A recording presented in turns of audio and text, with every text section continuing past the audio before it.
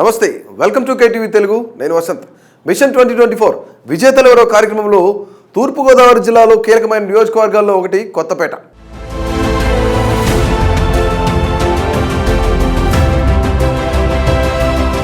ప్రస్తుతం అంబేద్కర్ కోనసీమ జిల్లాల్లో ఉన్న ఈ నియోజకవర్గంలో రెడ్డి నేతల ప్రభావం కనిపిస్తూ ఉంటుంది. టీడీపీ ఆవిర్భావం తర్వాత ఆ పార్టీ ప్రభావం ఎక్కువగా ఉంది. అయితే టీడీపీ నేతల స్వయంకృతం వల్ల క్రమంగా పట్టుకోల్పోతూ వస్తున్నారు. ఈసారి ఈ నియోజకవర్గంలో గెలుపు ఎవరిది? జనసేనతో పొత్తుతో టీడీపీ మరోసారి విజయం సాధిస్తుందా? అంబేద్కర్ కోనసీమ జిల్లాలోని కొత్తపేట హోరాహోరీ పోరాటానికి పెట్టింది పేరు. ఎవరికి మెజారిటీ భారీగా రాదు. స్వాతంత్ర సమరయోధుడు కళా వెంకట్రావు ప్రాతినిధ్యం వహించిన కొత్తపేట నియోజకవర్గానికి అంబేద్కర్ కోనసీమ జిల్లాలోనే ఓ ప్రత్యేకత ఉంది. ఆంధ్రప్రదేశ్ రాష్ట్రం ఏర్పడ్డాక 1955లో కొత్తపేట నియోజకవర్గం ఏర్పడింది. అప్పటి నుంచి ఎక్కువసార్లు కాంగ్రెస్ పార్టీ గెలుపొందుతూ రాగా 2014, 2019 సార్వత్రిక ఎన్నికల్లో వైఎస్ఆర్ కాంగ్రెస్ పార్టీ గెలుపొందుతూ వస్తోంది. కొత్తపేట నియోజకవర్గంలో చిర్ల కుటుంబం నుంచే ప్రాతినిధ్యం వహిస్తూ ఉండగా టీడీపీ నుంచే చిర్ల సోమసుందర్ రెడ్డి ఎమ్మెల్యేగా ఎన్నికయ్యారు. ఆ తర్వాత కాంగ్రెస్ పార్టీలో చేరి మరోసారి ఎమ్మెల్యేగా ఎన్నికయ్యారు. ప్రస్తుతం ఆయన కుమారుడు చిర్ల జగ్గిరెడ్డి 2004లో కాంగ్రెస్ పార్టీ తరపున ఎమ్మెల్యేగా ఎన్నికయ్యి 2014, 2019లో వైసీపీ తరపున ఎమ్మెల్యేగా గెలుపొందారు. ఇటీవలే భరోసా యాత్రలో భాగంగా రావులపాలెంలో నిర్వహించిన బహిరంగ సభలో టీడీపీ అధినేత, మాజీ ముఖ్యమంత్రి నారా చంద్రబాబు నాయుడు చిర్ల జగ్గిరెడ్డిపై తీవ్ర వ్యాఖ్యలు చేశారు. చిల్లర జగ్గిరెడ్డి అంటూ సంబోధిస్తూ ఇసుక దోపిడీ చేస్తున్నారంటూ, కాంట్రాక్టులు తీసుకుని దోచేస్తున్నారని, భూ కబ్జాలు చేస్తున్నారంటూ తీవ్ర ఆరోపణలు చేశారు. 2014, 2019 ఎన్నికల్లో తిరుగులేని విజయాన్ని సంపాదించిన జగ్గిరెడ్డి మరోసారి గెలిచి హ్యాట్రిక్ కొట్టేందుకు తీవ్ర ప్రయత్నాలు చేస్తున్నారు. ఈ నేపథ్యంలోనే ఏది ఏమైనా ఈసారి ఎన్నికల్లో వైసీపీని ఓడించాలన్న లక్ష్యంతో టీడీపీ, జనసేన పార్టీలు వ్యూహాలు రచిస్తున్నాయి. ఇప్పటికే టీడీపీ తరపున నియోజకవర్గ ఇన్ఛార్జ్ బండారు సత్యానందరావు, జనసేన ఇన్ఛార్జ్ బండారు శ్రీనివాసరావులు పోటాపోటీగా గెలుపు కోసం తీవ్ర ప్రయత్నాలు చేస్తున్నారు. అయితే ఈసారి టీడీపీ, జనసేన పొత్తులో భాగంగా ఏ పార్టీ పోటీ చేస్తుందో తెలియని పరిస్థితి కనిపిస్తోంది. అయితే ఎవరికి వారు తమ పని తాము చేసుకుపోతూ ప్రజల్లో తమ గెలుపు కోసం ప్రయత్నిస్తున్నారు.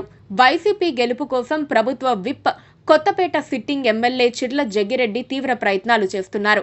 ముచ్చటగా మూడోసారి కూడా గెలుపు ద్వారా హ్యాట్రిక్ ను సాధించాలని చిర్ల తీవ్ర ప్రయత్నాలు చేస్తున్నారు.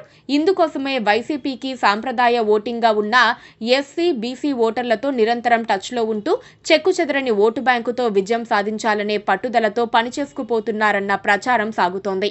అయితే రావులపాలెంలో చోటు చేసుకున్న పలు వివాదాలు, అట్రాసిటీ కేసులు నమోదు కాకుండా మోకాలడ్డారన్న ఆరోపణలు ఎస్సీ సామాజిక వర్గాన్ని కొంతవరకు చిర్ల జగ్గిరెడ్డికి దూరం చేశాయన్న మాటలు వినిపిస్తున్నాయి. ముఖ్యంగా అంబేద్కర్ చిత్రపటంతో ఉన్న పేపర్ ప్లేట్స్ వివాదంలో ఓ వర్గానికి కొమ్ము కాసి దళిత యువకులను తిరిగి జైల్లో పెట్టించారని ఆరోపణలు చిర్లపై తీవ్రంగా ఉన్నాయి.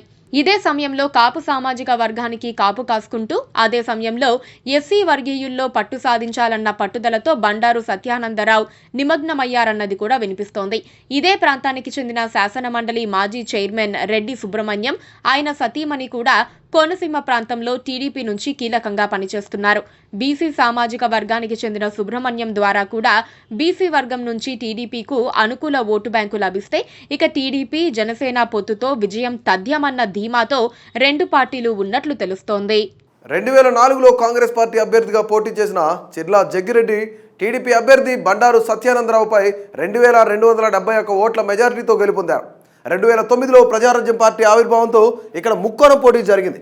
పీఆర్పీ నుంచి బండారు సత్యానందరావు, కాంగ్రెస్ నుంచి చిర్ల జగ్గిరెడ్డి, టీడీపీ నుంచి రెడ్డి సుబ్రహ్మణ్యంలు తలపడ్డారు.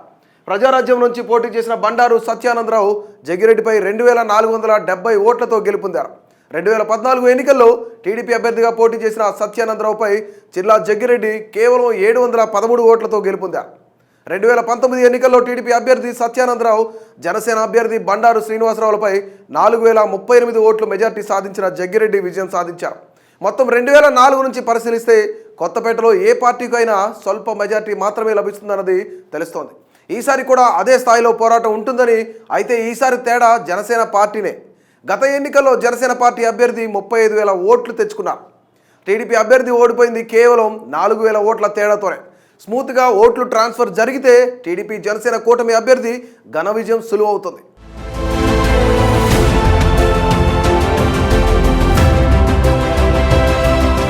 సో ఇలాంటి మరిన్ని ఇంట్రెస్టింగ్ అప్డేట్స్ కోసం అలాగే AP political minute to minute updates కోసం మా కేటీవీ తెలుగు సబ్స్క్రైబ్ చేయండి, అలాగే ఫాలో చేయండి. అంతవరకు సెలవు, నమస్తే.